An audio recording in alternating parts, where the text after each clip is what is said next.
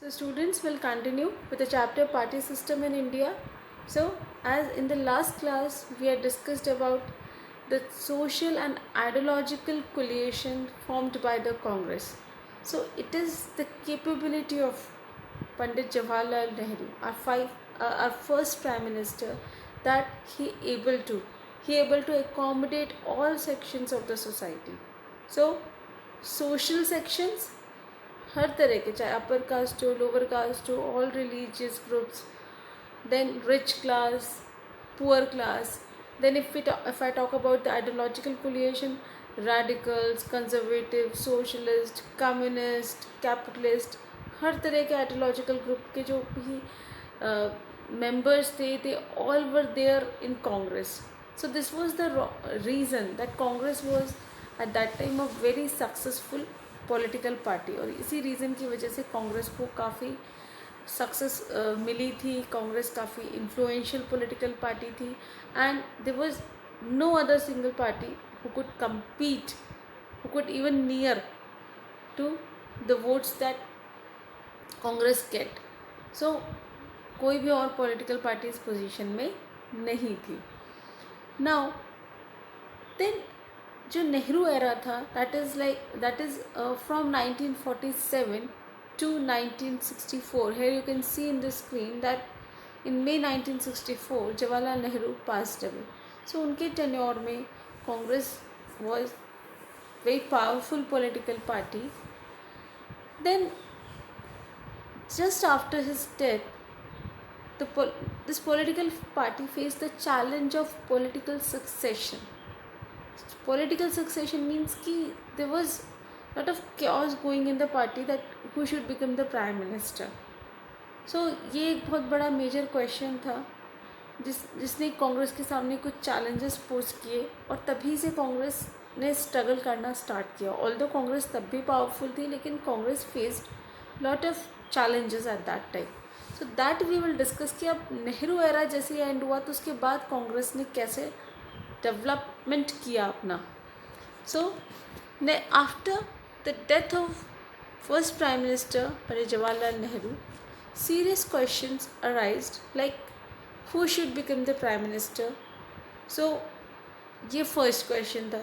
Second question that whether Indian democracy will survive after Nehru or not.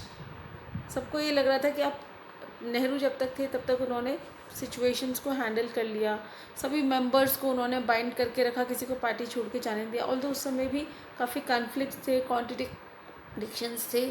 आपको factions के बारे में बताया था कि पार्टी में फैक्शंस थे लेकिन वो they remain in the party, they never leave the party because Nehru didn't let them to leave the party.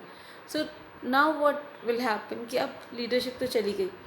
सो क्या नेहरू के बाद इंडिया सर्वाइव कर पाएगा, नहीं कर पाएगा. सो ये जो डिकेड है 1960s का, specially after the death of Nehru 64 में जब पंडित नेहरू की डेथ हुई तो वो पूरा जो डिकेड था, पूरा decade India faced lot of challenges. उस पूरे डिकेड में इंडिया को काफ़ी प्रॉब्लम्स फेस करनी पड़ी. So this is the reason this decade is considered as the most dangerous decade. So now we will discuss that why this decade is considered as the most challenging decade. 1960s, this decade was considered as the most dangerous decade in the Indian history. It is considered as the most dangerous decade? Because in this decade we had faced war with China and in which we faced defeat.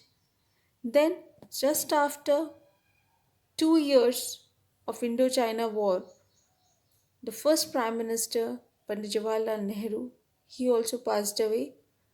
And after that, India faced leadership crisis because at that time, Nehru was the most popular leader. So many of the experts, the political experts, they were saying now, who can take his place.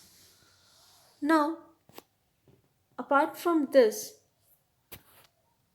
we faced some natural calamities also which led to economic crisis. So उसी समय India में wide spread drought arise हुआ, जिसकी वजह से food security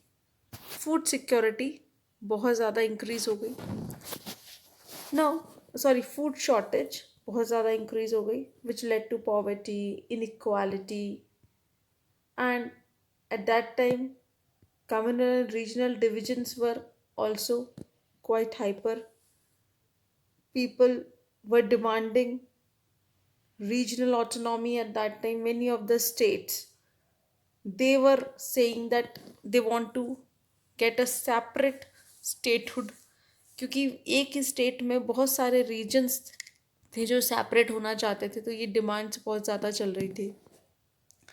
So poverty, inequality, regionalism, these were the challenges that India was facing. And then just after that 1965 में India Pakistan war हुआ, तो उससे भी हमारी इकोनॉमी काफ़ी डाउन हो गई. Although we manage to win, but हमारी इकोनॉमी काफ़ी डाउन हो गई थी.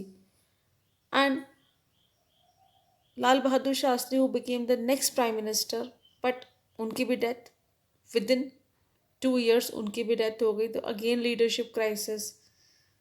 So these are the various reasons we say this decade as the most dangerous decade, because जो इकोनॉमिक क्राइसिस जो उस समय अराइज हुई, तो हमें planning,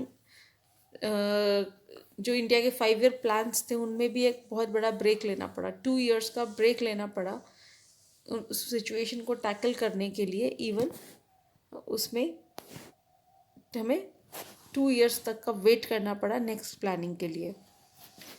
Now we will discuss about the Shastri era. In this era, although Congress party unanimously selected Lal Bahadur Shastri as the next Prime Minister of India, but there were also certain challenges going on within the party related to leadership. Some of the members, they were in support of Indira Gandhi at that time. Now, Lal Bahadur Shastri's tenure was from 64 to 66, and in that he faced the challenge of again drought, serious food crisis, failed monsoon. As I told you कि 60s के decade में India की economic situation बहुत favourable नहीं थी. तो लाल Bahadur Shastri has to face a lot of challenges to tackle with that. Then 1965 war उसी समय हुआ. So to tackle all this thing, he gave a slogan of जय जवान जय किसान.